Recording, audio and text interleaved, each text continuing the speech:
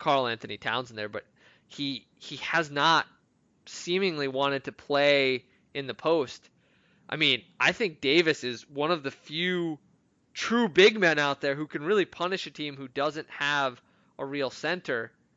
And the Clippers do not have a real center, Jason, as we talked about.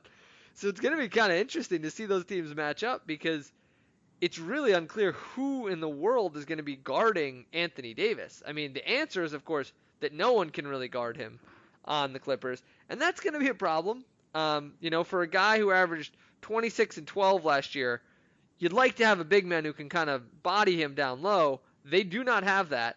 So I think that is going to be a really interesting matchup. But my concern is really going to be on the other end, Jason. I think this Lakers team, their defense could be positively atrocious next year.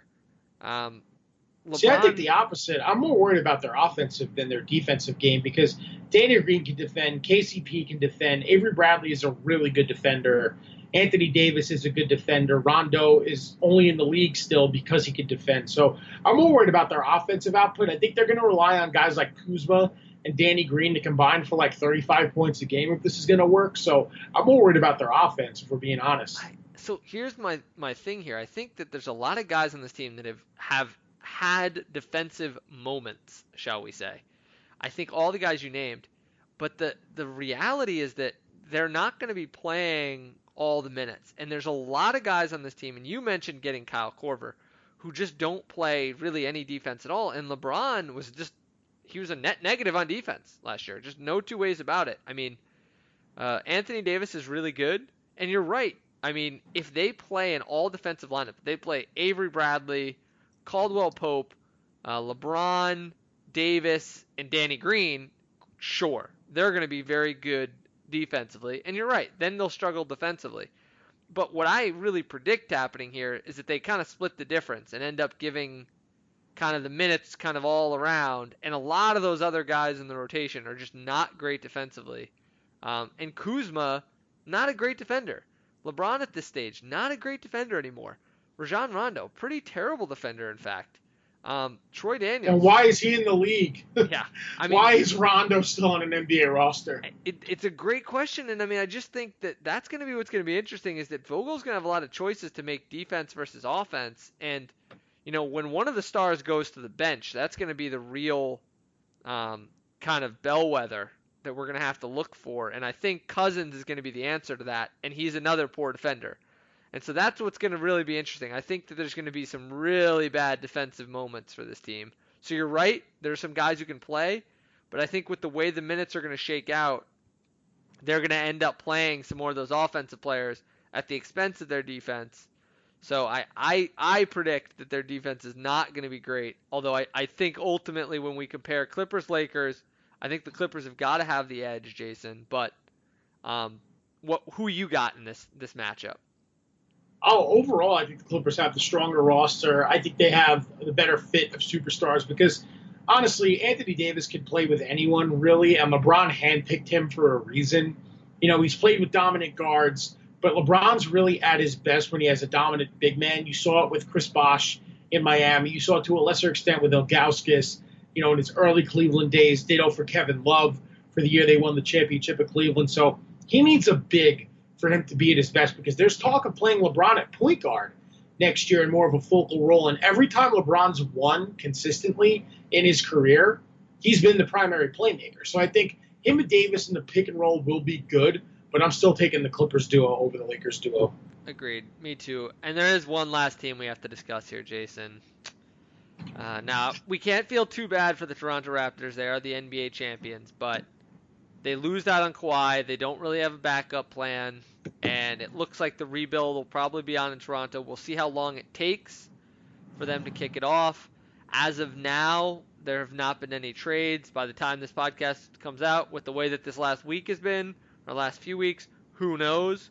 But as of now, it does seem like the Raptors are kind of going to run it back with the rest of the team.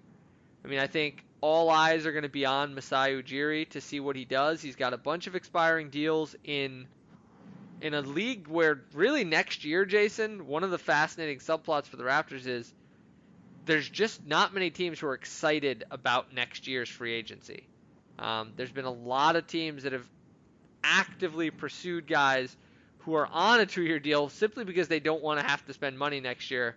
And the Raptors walk into a situation now without Kawhi where a large chunk of their roster, Jason, and when I say a large chunk of their roster, I mean all but a few players are going to be free agents for them. Let me just list them for you here, Jason. We've got Marc Gasol, Chris Boucher, we've got Pascal Siakam, who's going to be restricted, mind you, Serge Ibaka, Malcolm Miller. It looks like they may have put in a tender for Rondé. I haven't seen all the details of that, but we'll see where that heads out. He would be a free agent, though, if so. They have Stanley Johnson with a player option. OG Anunoby, they have a team option. They'll likely pick that up. Fred VanVleet, Kyle Lowry, Nando De Colo, who they picked up. So really the only guys on the roster for sure next year will be Norman Powell, Patrick McCaw, Terrence Davis, and likely OG Anunoby. Now, you expect that they'll re-sign some of those restricted guys, Jason, but, that is just not a real NBA roster. So they're going to have some big decisions to make. I mean, where do you think they go, Jason?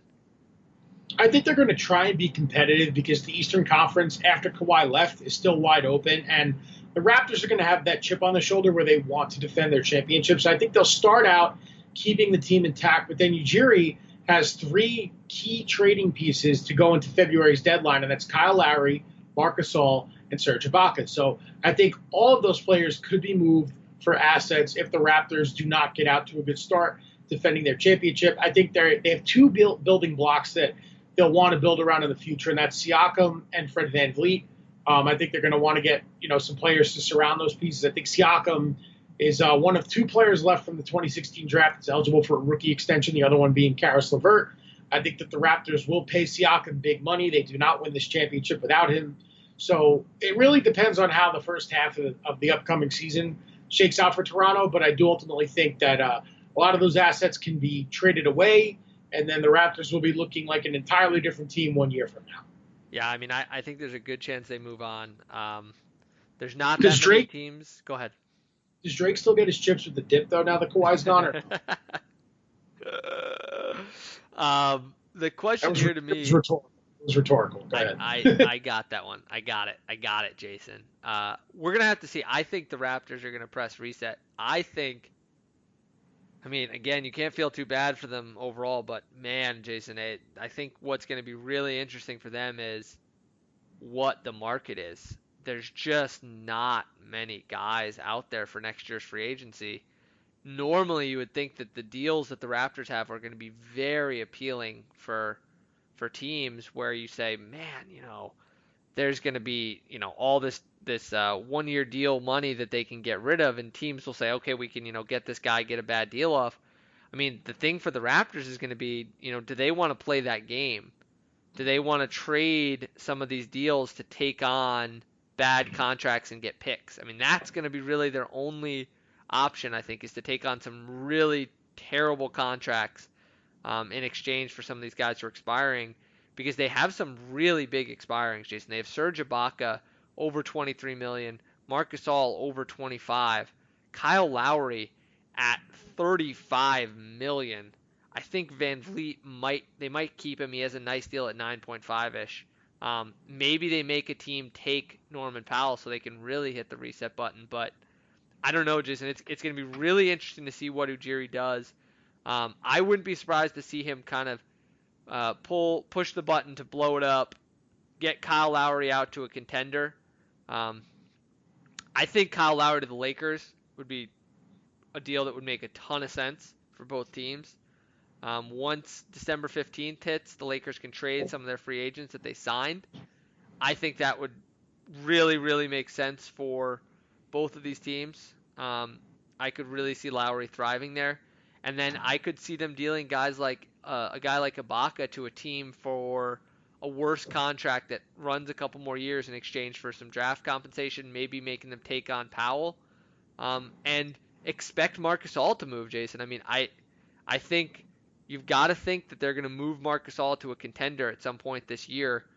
With the way that he played, his age, maybe they make that team take on Norman Powell as the tax and get something back. But I think there's a very, very high likelihood all three of those guys are not in Raptors uniforms come the end of next season. Well, we can make it the LA Bowl. You already got Danny Green following Kawhi Leonard to Los Angeles. Green goes to the Lakers after Kawhi signed with the Clippers. I think Lowry, that's a great point, Ben. Great fit on the Lakers. And I think Marc Gasol would be a great fit on the Clippers if they need some center help. So we could see the Raptors reincarnated in Los Angeles from next playoffs. Imagine a Lakers-Clippers West Finals where you have two guys from the Raptors starting five on the Lakers and Lowry and Green, and then you have Gasol reunited with Kawhi on the Clippers. I mean, that's going to be some must-see TV. Oh, I really like that deal, actually. You said that. I hadn't even thought of that, but I really like that deal. That's actually that's a great one. If he was to go to the Clippers, he would be a perfect fit on that team.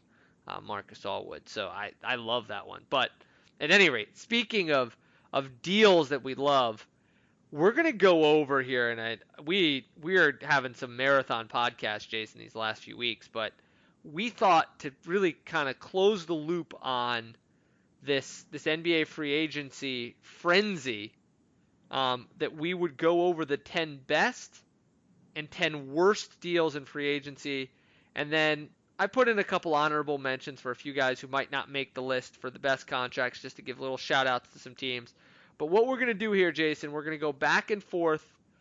So I'll let you start with the guy who you thought had the best deal in NBA free agency, and then I'll take two.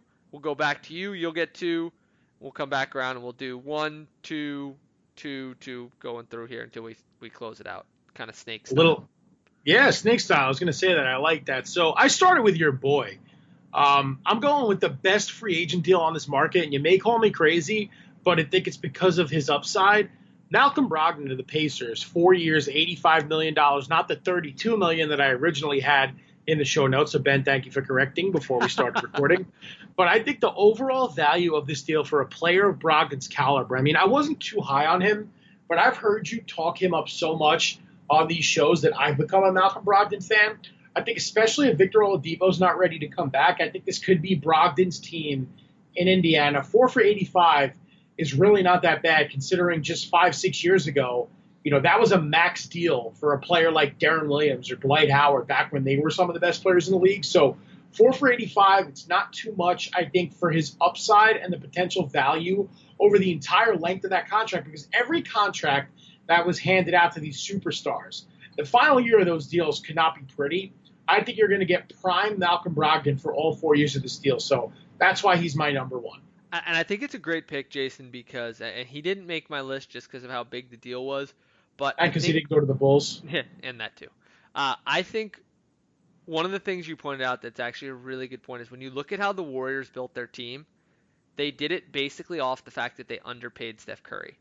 And if you want to look in this free agency and say who was signed, who could be a star on a deal that's a little bit longer term, the only guy that you could really point to would be Malcolm Brogdon. If he makes a leap to all NBA type player with a larger role and a little more of an active role, he could be the bargain that a team gets that could turn around their franchise. So I think that's a great pick by you. My number one, this was a no-brainer for me, the Kawhi Leonard deal. I tried to avoid most of the big deals, but the Kawhi Leonard one is just, I mean, it is guaranteed, unless he has a catastrophic injury, to be a phenomenal deal for them. When you really break down how much these guys get paid, $35 million for who right now looks like the best player in the NBA is a bargain. And for that reason, to me, that was a no-brainer at number one. The deal that I really liked behind that, and I have talked this up already, Jason, but I'm just in love with this deal. I think it will be possibly the best deal, and we're going back to the Pacers and Jeremy Lamb, who Lamb gets a 3-year, $31.5 million deal, Jason, $10.5 a year, which when you look at some of the other deals that got handed out, it's just remarkable. You're talking about a starting caliber guy who has really improved every single season in the league, is probably one of the most underrated two-way players in the league. Very good defender, long enough to play the 3, quick enough to play the 2, has that versatility, can defend some of the larger point guards who aren't quite as quick. So I love that move for them. I think he's